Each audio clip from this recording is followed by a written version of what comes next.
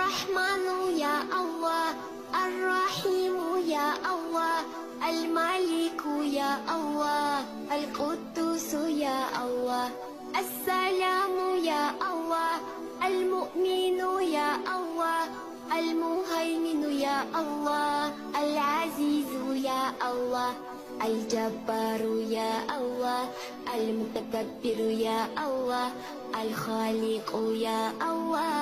البريء يا الله، المستكبر يا الله،